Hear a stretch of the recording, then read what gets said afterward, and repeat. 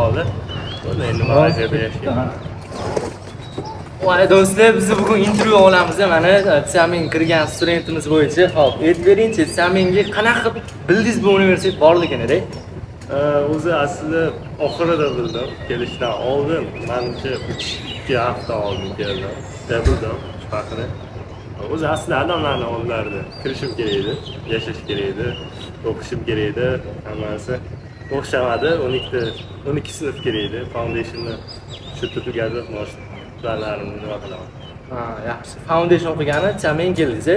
Da. Bu ko'rasiz kampusni mana. Boshqa Malayziya universitetlarini ham bilasiz, adashmasam tanishlaringiz o'qiydi, to'g'rimi? Da. Xo'p.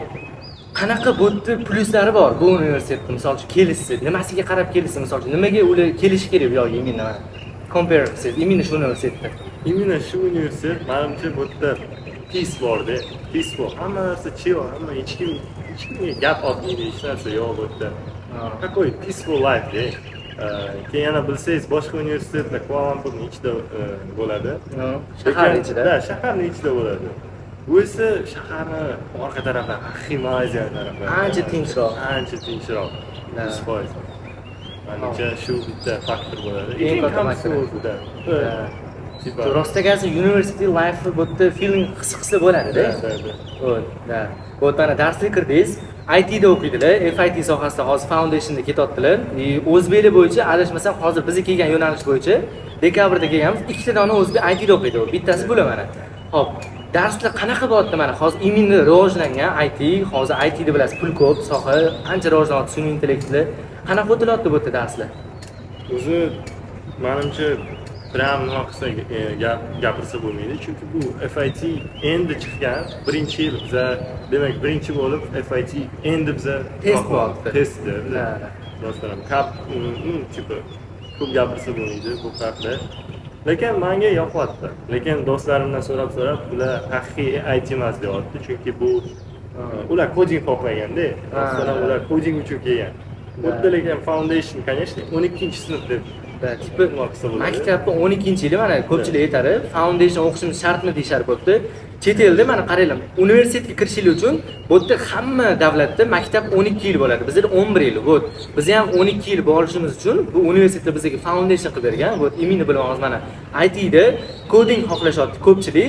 So'rashadi, foundationni biz xohlayotgan narsani o'tib berishmayapti deb aytishadi. Bu u narsa bakalavrda o'tiladi. Biz hozir imini boshlang'ich, ya'ni startapdagi nima deydi, darslarni endi bizga o'rgatishyapti. Vaqt o'tgan sari keyin hammasi sekin-sekin bo'lib o'tadi. Bizlar mana hozir imminda test bo'lyapti.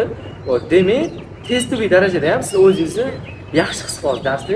Shu o'tiryapti ustozlar. Da, hammasi strogi lekin mana shunisi, menga o'zimga yoqadi, chunki men o'zim o'qishni ham yaxshi ko'raman. Matematika, fizika qiziqaman. Lekin coding ikkinchi semestrdan boshlanadi, bakalavrda emas. Demak, shu foundation yilda bo'ladi, lekin ikkinchi semestrda. Ikkinchi semestrdan boshlanib ketadi. Da, foundation o'zida ikkinchi semestr sразу coding boshlanadi. E-commerce ham bor, o'zidan tanlashingiz mumkin. O'zini klasslaringizni nechtadir klass beradi sizga, o'shani tanlaysiz. Tushunarli. Birinchi semestrdan keyin o'zlari xohlagan yo'nalishda darslarni bemalol tanlab, o'shani ketma-ket o'qishlari mumkin ekan. Hop, ustozlar keladigan bo'lsa, teacherlar ko'pchiligi qiziqadi. Teacherlar qaysi davlatdan bo'ladi? Qaysi davlatdan mana teacherlarning ko'pchiligi sizda o'tayotgan mana ustozlar, malakasi, tipi xarakterlari qanaqa bo'ldi malayziyaliklarniki? Xo'sh, ustozlarning hammasi o'zi xitoylik yoki malayziyalik bo'ladi. Hozircha men takoy induslarni ko'rmadim, masalan, UKdagilarni ko'rmadim, Yevropalardagilarni. Lekin saytni universitetning o'zini ichiga ko'rsangiz, bor, induslar ham, Yevropalar ham bor. Lekin hozir ko'rmadim. Lekin teacherlarda o'zimizliklar hozir xitoyliklar и malayziyaliklar. Menga hozir hammasi yoqyapti. Hammasi strogiroq endi. O'qish ozgina qiyin ekan. Qiyinroq. Endi baribir o'qishga keldik-ku, qiyinroq bo'lishi kerak. Bu xarakterlari yaxshi. Xarakterlari yaxshi. Unaqa ko'p prям strogiy bo'lsa ham baribir o'qish haqida strogiy, unaqa o'zidan o'zi gapirmaydi просто tipi. Bu mana Chinese University study shunaqa ozgina qiyinroq bo'ladi o'tganganida. Ustozlar Chinese, malayziyalik ustozlar, hammasini xarakterlari zo'r. Bu yerdagilar kulib, bemalol sizlarga yaxshi muomalada gapirishadi. Bu shunaqa. Endi mana bu hamma o'zbek studentlarni qiynaydigan savol. Malayziyada bir oyga necha pul ishlataman deydi. Mana chestno говорят, hamma har xil aytadi. Necha pul ishlatsa, mana minimum bemalol yashasa bo'ladi. Ortiqcha qanaqadir narsalar sizdan olib aytaylik. Qanchada yashasa bo'ladi, necha pulga? Oyiga 200 man. $200 bu. Mana shu $100. Yeb ichishga faqat-da. Yeb ichishlarga $200 ketadi. Undan tashqari yana qanaqadir o'tbetlik aylanishga boradigan bo'lsangiz, yana qanaqadir bu narsani sotib oladigan bo'lsangiz, qo'shish kerak, to'g'ri? Qo'shish kerak. Bu luxury life of etsechi, unda turist, может 300 2 barobar ko'proq yashaysizlar. Bu luxury hayot qanaqa? U же типа har kuni ko'chadan ovqat yeyishingiz, qayerga xohlasangiz o'shaqa borishingiz, mana shu narsalar. Lekin bemalol o'zimizga, har doim o'zimiz yashaydigandek yashasanglar, $200 bemalol sizlarga yetadi. Endi bu pul qayerdan olasizlar? O'zingizga kim investitsiya beryapti deydi ko'pchilik. Misol uchun pul qayerdan keladi bizga? Shu narsa to'g'risida Malayziyani bitta minus tarafi ishlash qiyin bo'ldi, ish topish qiyin. Shu narsa to'g'risida nima deysiz mana kiyotganligiga? Kiyotganligi 100% oyizada pul beradi.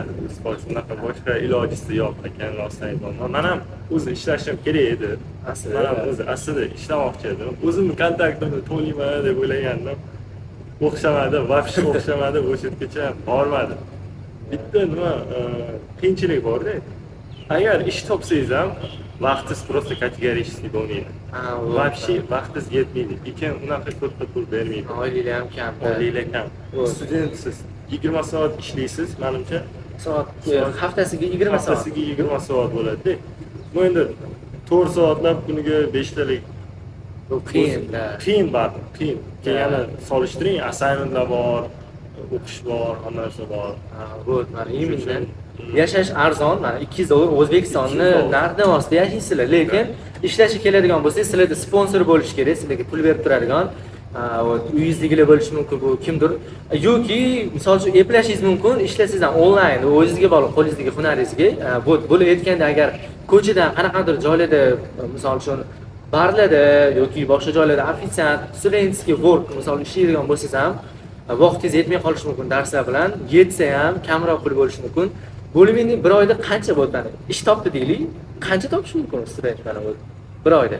To'g'risi ham bilmayman, lekin eshitganlarim bo'yicha menimcha $1000 maksimum bo'ladi. $1000. Bu dollarda $250 mi? $250-300 topishingiz mumkin. O'sha ham agar nima bo'lsa-da, harakat qilib, omad, lucky, hard work qilishingiz kerak uchun ham. Bu shunaqa.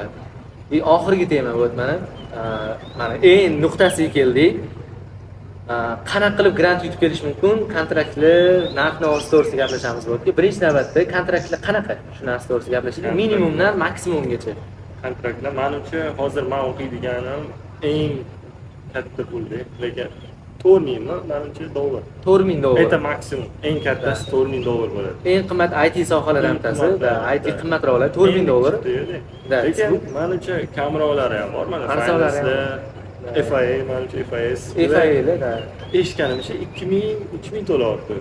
Maksimum 3200 eshitdik. Bu shunaqa. Bu bizning universitet, to'g'rimi? Bundan urovni pastroq universiteti ham bor desam men. Ular eng balani $3000 bo'ladi adashmasam. Lekin desam mendan ham urovni balandroq bor. U Inti, Taylor'lar bor. Ular $10,000 maksimum shunaqa to'laysiz. Bu degani bunaqa narxda o'qimaysiz. Maksimum sizlar grant yutishingiz mumkin. Grant qanaqa mana siz 25% grant bilan kelgansiz. Mana 25% bilan qaranglar, bu bizni oxiri qolganda apply qilganmiz. O'shaning uchun bizda kamroq, lekin bizani misol uchun rezultatlarni qarasanglar, maktab baho, IELTSlarimizni biz bemalol 50% kamida yutsak bo'lardi. Biz oxirgi topshirganimizni yutolmadik. Nima qilib grant yutish kerak bo'ldi? Nima qilish kerak kiyotganlar kattaroq grant yutib kelish uchun-da? Обязательно ingliz tili kerak, IELTS. Menimcha bu yerda 5 bilan ham 5,5 bilan oladi, lekin qiyinchilik bo'ladi 5,5 bilan ham. Baribir 6 lardan baland olish kerak deb o'ylayman. Qancha olsangiz shuncha yaxshi. Qancha ko'proq o'zingiz speakingingizni, chunki bu yerda xitoylik shevasi, aksenti xitoylik bo'ladi-da. Tushunmay qolishingiz mumkin. Keyin odamlar ham hamma o'zlari bu yerda ingliz tilida gaplashyapti. Har xil aksent, har xil listening bari kerak bo'lib qoladi, 100%. Maktab baholari ham plyus bo'lishi kerak. GPA balandroq bo'lishi. Shunaqa. IELTS 5,5, 6,5, 7,5 hammasi grantga bir xil beradi, lekin bo'lib aytgandek, qancha balandroq bo'lsa, o'zingizga shunchalik zo'r. Ko'proq o'rtoqlar bo'ladi sizda. International har xil joylarda o'zingiz bemalol ishlaringizni qilib keta olasiz.